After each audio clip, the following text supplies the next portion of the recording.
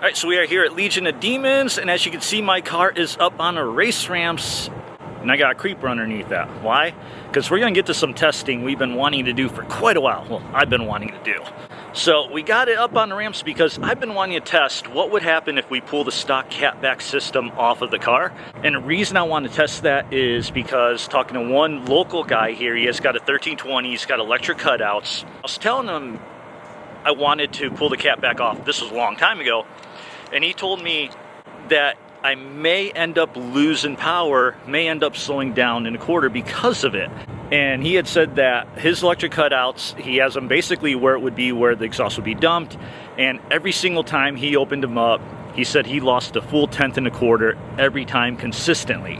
Now, cutouts, catback, there's going to be some variables differences. I think he had a mostly stock vehicle, but he did have some bolt-ons. I don't know if any of that comes into play, but me, the way I am, I like to test things. I don't like to take people's word for things. I like to do my research and find out the truth. And if I can, I'd like to test it. And that's what I've been waiting for a time when I'm at the track, I get a run or two in, put it up, cool it down, remove the exhaust, then test it again. So that's where we're at. Now today I've only got one run in so far, but my car is usually fairly consistent on the same day when I'm running. So we're gonna go with that. Since the first one's a good clean run, no issues, no shift issues, we're just gonna go ahead and use that as our base. And it is cold out here, so this exhaust should not take too long for it to cool down enough for me to handle it. Hopefully it comes off smooth, we shall see. And then we'll come back later and make a run. Well, we'll also hear what it sounds like. That's really what I'm interested in. What's its sound difference gonna be? And if it works, if it doesn't hurt me in a quarter, then I'll just get some turn downs and dump the exhaust right there. So let's get to ripping it out. This will probably be the same for any Hemi V8 Challenger or Charger, but this car is a 6.4. So the pipe diameter might be different. Might be some small differences between the different trims, but for the most part, it's probably gonna be the same. Now this is a 6.4, it's a 1320. All I know is there's gonna be some hangers, there's gonna be some bolts, and there's going to be some wiggling and finagling and trying to get it off. One tip I've heard and one thing I've seen is a lot of people will unbolt everything, the exhaust hangs, and then they have trouble pulling it out. And I think that might be because it's getting bound up when it's hanging. So I'm going to get under there to see if maybe we can keep it somewhat straight and then pull it out, because I've heard it's easier, which makes sense, obviously. The other tip I found or heard is get some kind of WD-40, or this is some Hot Shot secret Nevros lubricant, basically their version of WD-40. Oh, it says 20 times more rust protection. We don't care about rust protection, but it does say that it does have penetrative qualities. First thing we're going to do is spray all this stuff and then take a look, see what we need to unbolt. Looks like we got some sort of hanger here and nothing, then the hanger right there. And then we got the bolts way up there. I'm not sure if there's anything right here next to the X pipe, but we'll take a look. So let's just spray this on here.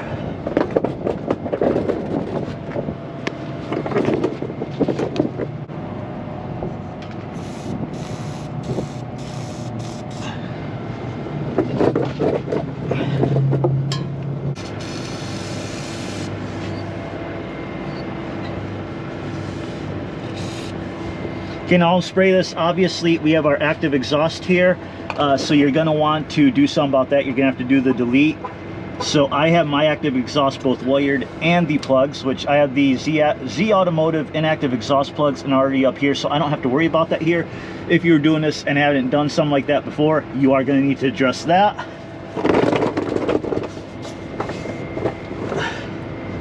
And here is my job, so you can see I just wired them open, which you don't need to do if you get the Z Automotive inactive exhaust plugs, but I want to remove the actuators too. That's why I have that.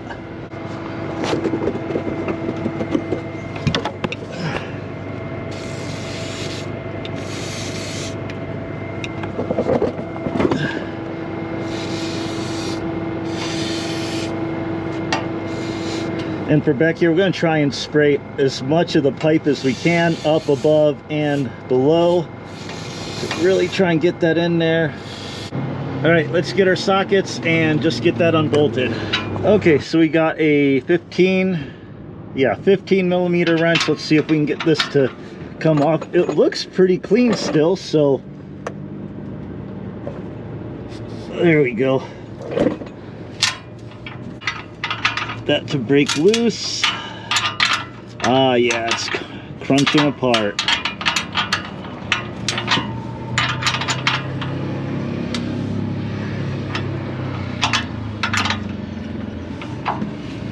Let's try this other side now.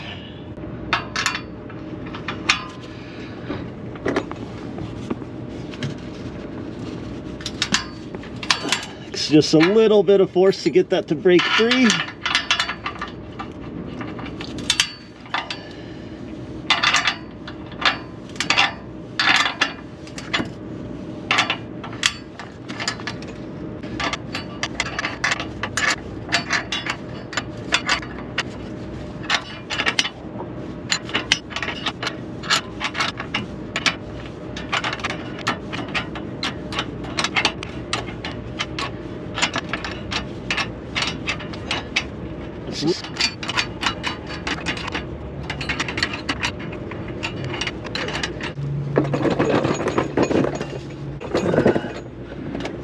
Okay, so after getting those loosened up here, we're going to use that middle hanger because it looks like it pivots forward and backward. So we're going to use that to keep this exhaust pretty much level as we try to pull it back, I think. And then we're going to go ahead and unbolt the hangers right here, which I think it's just one, and it is a 13 millimeter.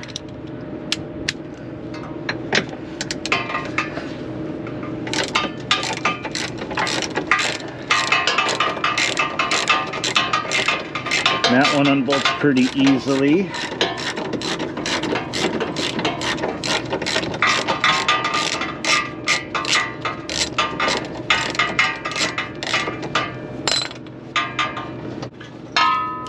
Oh yeah, there's nothing holding that on now, so just the one bolt.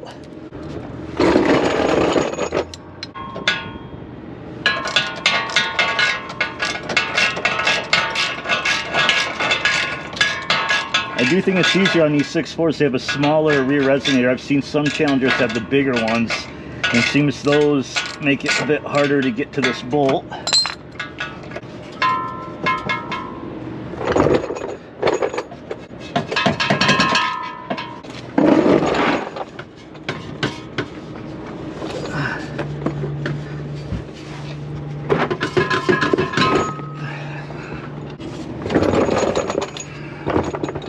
Okay.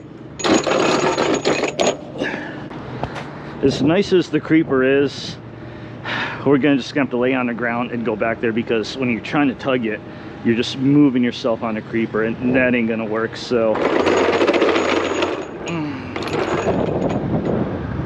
not the nicest or smoothest ground to lay your back on, but you know, it is what it is. So see if we can shake it loose. Ugh.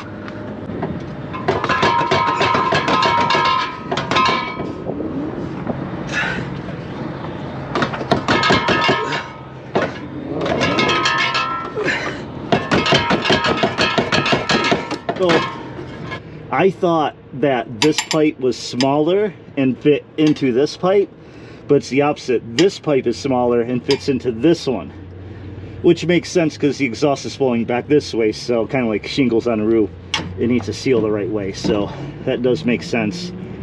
But that means I need to spray the WD or penetrating fluid, whatever, from this side going this way, not that way. Me doing it that way really did nothing at all. We sprayed this way.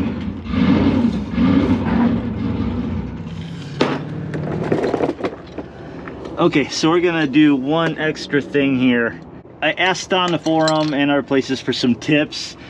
Now my theory was people had trouble because it was angled down, so I want to keep it level because these pivot looks back and forth, so that shouldn't be hindering me at all. But somebody said unbolt all the hangers, that way it's easier to use the exhaust as leverage. So that's what we're gonna do. We're gonna unbolt these other ones here. Looks like these are also 13 millimeter. It's not a whole lot of room. There we go.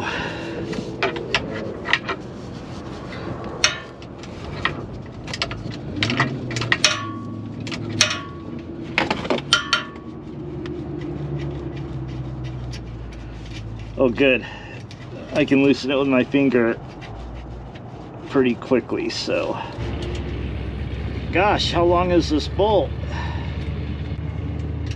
There we go. Man, that thing's pretty long.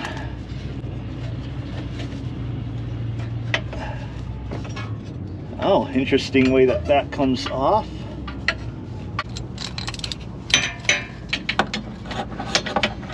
Oh, of course, socket don't even fit in this one.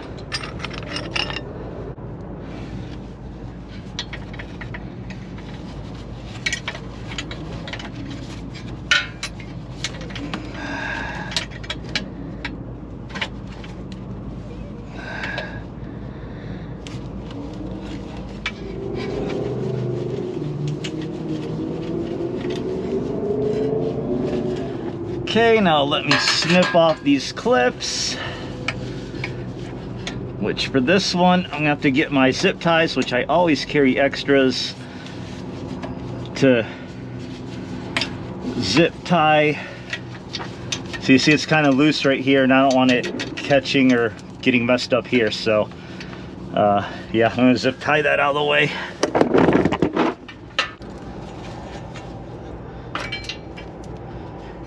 That one, okay.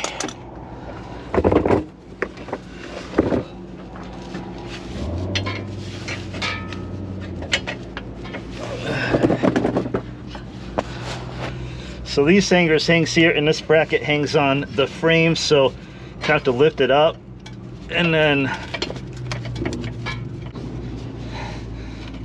there we go. Now that exhaust is just hanging on me.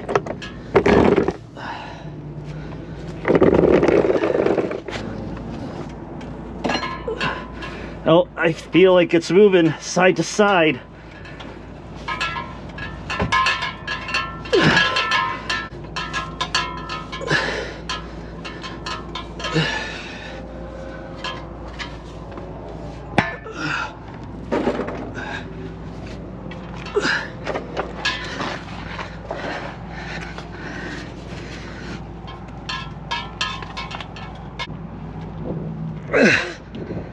Come break free.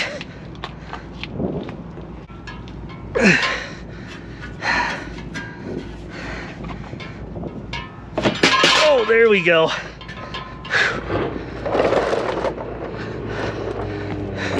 It's free.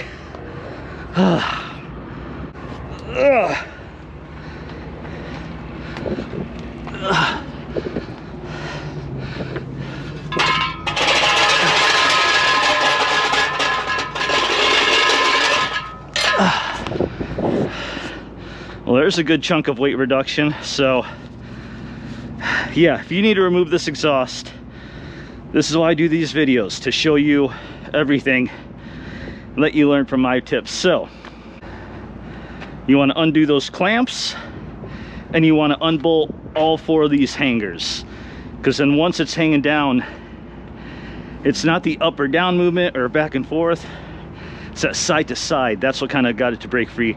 I do think the lubricating helped a little bit too with that, obviously, but once we got the middle ones off and we go side to side, it just started coming out, and just pull it out.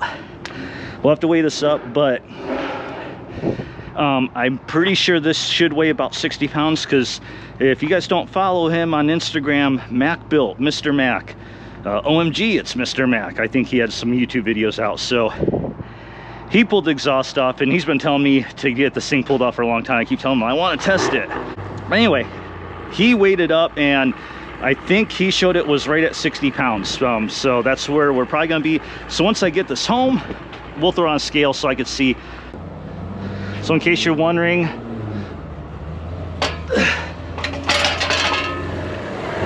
the balancing center, if you have picked up by yourself, is right around where these hangers are. Picked up there, and it's kind of balancing, because now I'm gonna have to fit that in my bed to take home somehow. Anyway, let me zip tie those active wires really quick, and then we'll start up, see what it sounds like without the system on it. Okay, don't have much battery left on this camera, so I'm just gonna set it down and start it. My key fob stopped working all of a sudden, so I can't just remote start it. So I'm gonna set it down right here and go start it.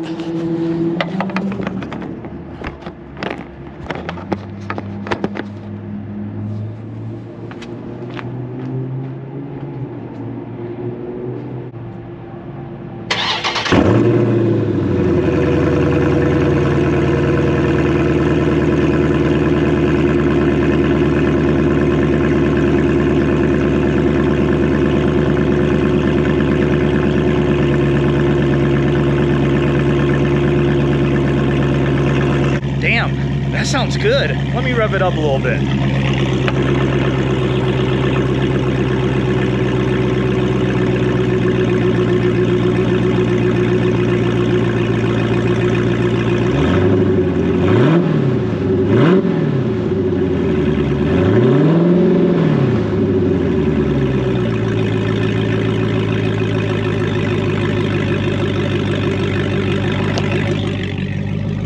Me likey.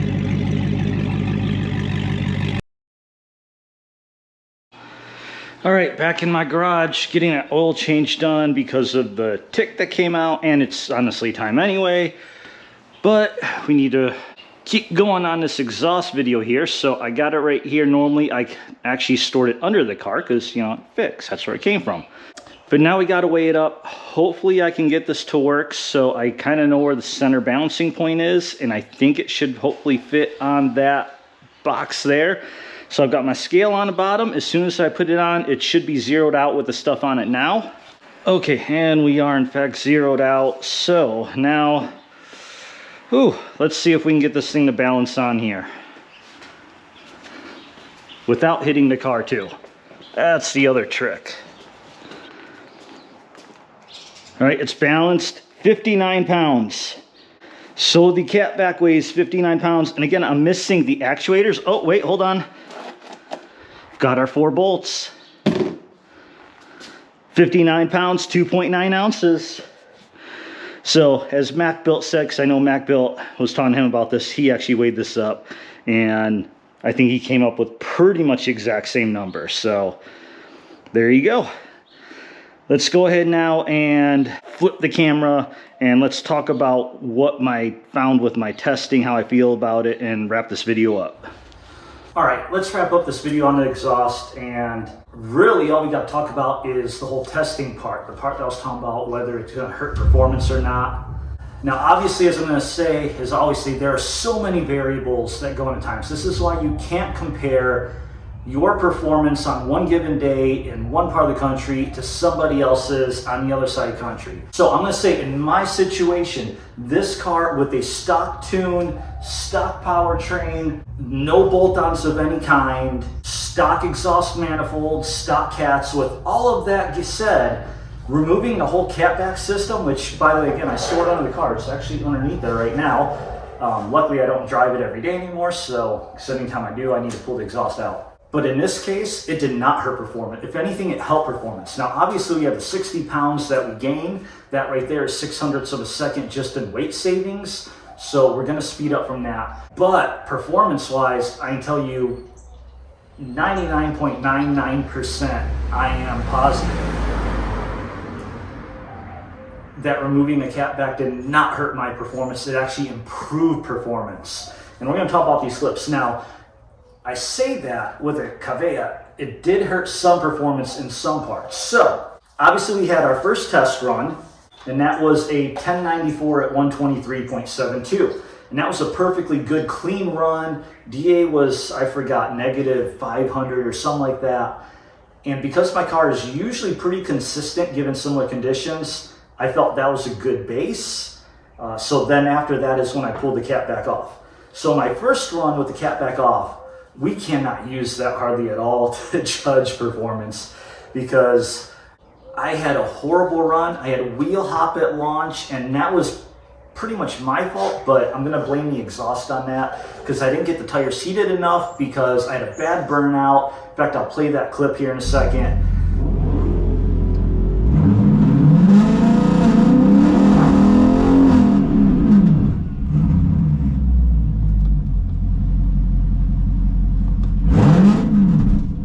hell was that?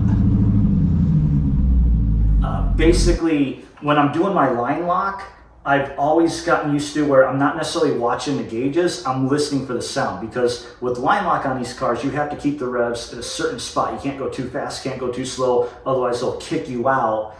But I've gotten down to a science where I listen to the sound of the engine, the exhaust note, and I can keep it, maintain it, and I hit line lock perfect every time.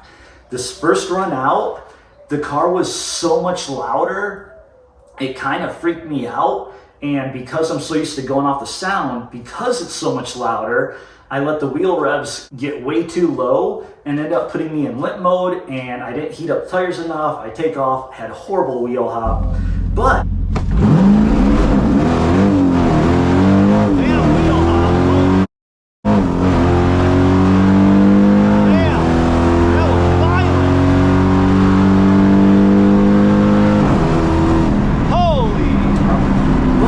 here's the crazy thing. Even given that wheel hop, I still hit a 169 60 foot. So all that wheel hop and I'm still in the 1.6s. And the rest of the slip honestly doesn't matter much. My trap speed, you can look at that, hit a 122.19. So I was still getting plenty fast. I didn't really lose much there given how I started. But I will say this. Normally I don't refer to the butt dyno when it comes to this car, because butt dyno is one thing when you're with a 16-second vehicle and you pick up a second or 2 seconds, you can feel it. This car, things go so fast. The butt dyno just doesn't usually work. It's not very accurate for me.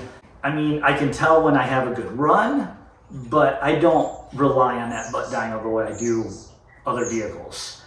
Now that said, the butt dyno on this one was like an overdrive. Like I felt it on this run. Things felt violent, felt scarier, it just felt faster, more powerful, just everything felt crazier. Like it felt to me like I had a lot more power. So let's go to the second run after the catback exhaust came off.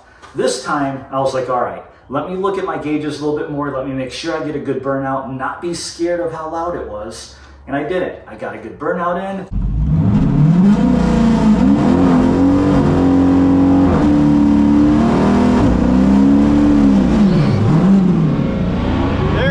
Much better burnout. Launch perfect. Go! In fact, I hit a 156 60 foot, which is faster than my 60 foot during my previous record run, which was my first base run of 1094, where I did a 157. But then, of course, I had multiple bad shifts, as I've always been plagued with. And so I ended up with a 1116 at 122.95. I still almost hit 123 miles an hour, even with 2 bad shifts, throwing me at least 0.2 of a second off. Because again, that 60 foot was better than my previous one. So that was the end of the first 2 tests. Not very good, other than the butt dyno was telling me like, yeah, this car is wilder. So then we get to the next morning, and weather is not as good. It's still great. Don't get me wrong. The weather is great. Like most people would kill for the weather indeed that we had the very next morning. And everything lined up in the universe. It all worked out perfect. Got up there, got a great burnout in, hit my best ever 60 foot with a 154, hit my best ever 330 foot with a 449, my best ever 8th mile with a 694, best ever 8th mile trap speed at 99.71, so close to that 100 miles an hour. And then my best ever quarter mile time of 10.919. So removing the catback exhaust, it did not hurt performance at all. If anything, if difference between this personal best and the one I achieved during the base run the previous day, the weight difference by itself accounts for that. So if you credit the improvement to the weight loss, then that means removing the catback does absolutely nothing. It doesn't lose power, doesn't gain power. But there's other factors at play. So I know that's not the case. What are those other factors? Well, let's take a look at this. My trap speed, which I didn't mention, was 123.09. That is not my best trap speed. Actually, by a pretty good amount. I've had numerous trap speeds higher than that. Well, not numerous, but a few higher than that.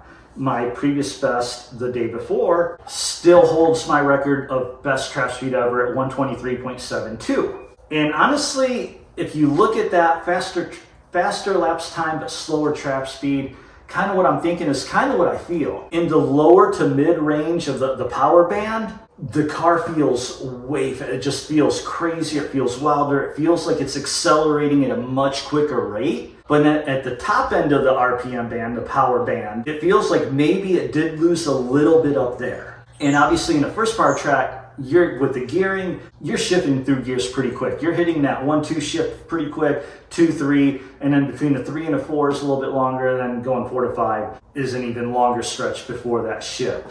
So that to me kind of explains and goes with what I'm thinking of why my trap speed a little bit slower. Because the other weird thing is the wind that we actually had on the morning of this best ever run, we actually had a direct tailwind. It was straight on our tail. It wasn't a huge wind, but it was a light wind, and it was a perfect tailwind. Whereas my previous best the day before that had my best trap speed, we actually had more of a crosswind, not quite a headwind, but it definitely was not a tailwind. So given that, this best run, the 1091, should have had the best trap speed too. So that kind of threw me off too. Like, why, when the wind is in our favor, I have a worse trap speed? So I think maybe the exhaust does lose a little bit on the top end, but the bottom and mid, and like I said, I think it's all that majority of the band, I think it picked up power. I think it actually did a little bit better because it just felt better. And it feels almost like we've had tuning issues, because again, this is, not say tuning, it's a stock factory tune. And I've had issues with bad shifts because it just seems like because my car is so much lighter, it can't keep up with it. And I feel like now throwing this into the mix, it just felt like the computer was like, whoa, what the hell are you doing?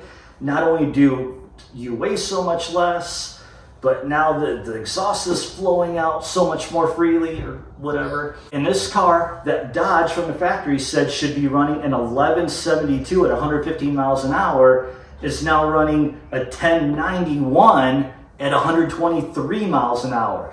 That is 0.8 of a second quicker and 8 miles per hour faster than what Dodge said it should run.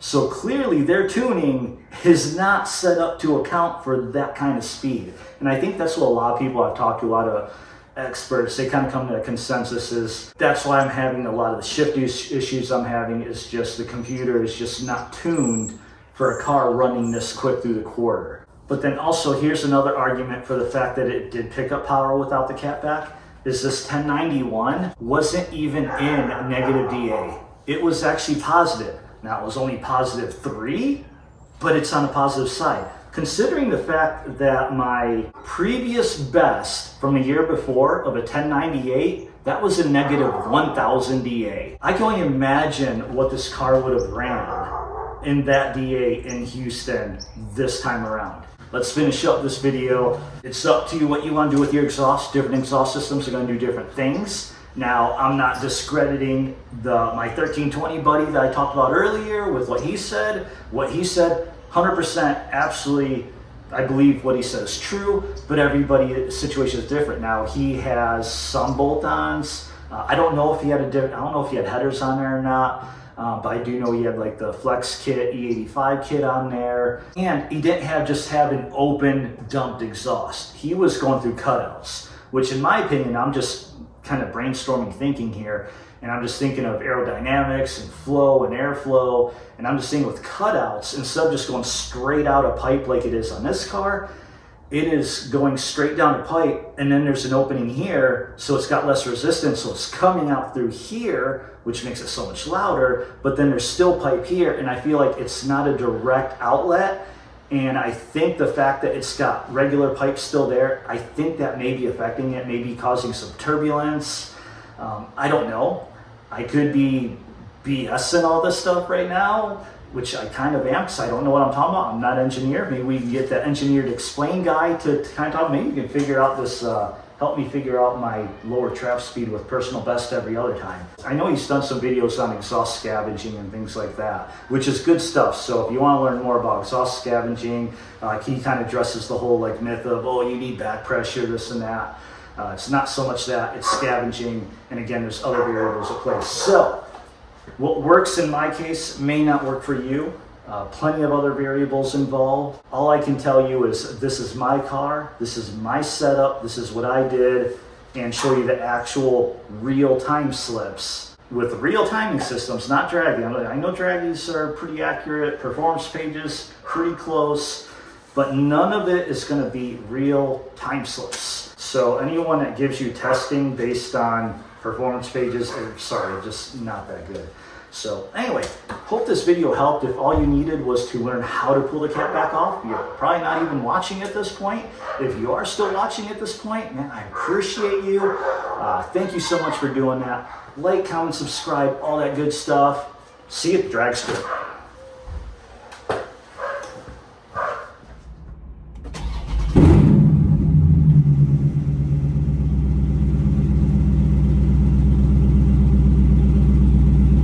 Definitely louder.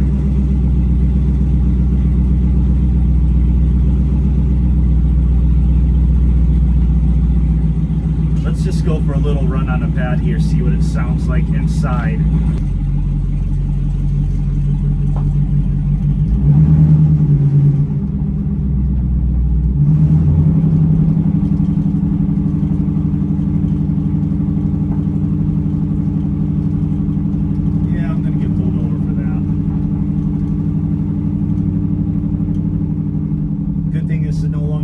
That's the only reason I decided I could do this, because this isn't my daily anymore. Let's roll the windows up. Alright. See what it sounds like.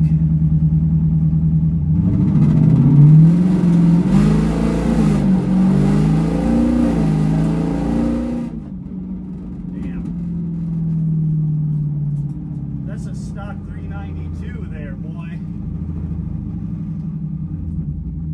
That wasn't even full throttle. I'm kind of scared when we do a pass on the track to see what that sounds like. All right, let's roll the windows down now.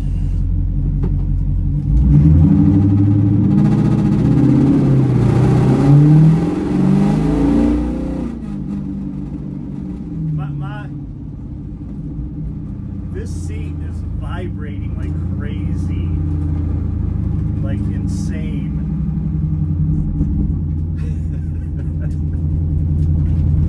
Oh man, this is too fun. I've had some this loud in so long.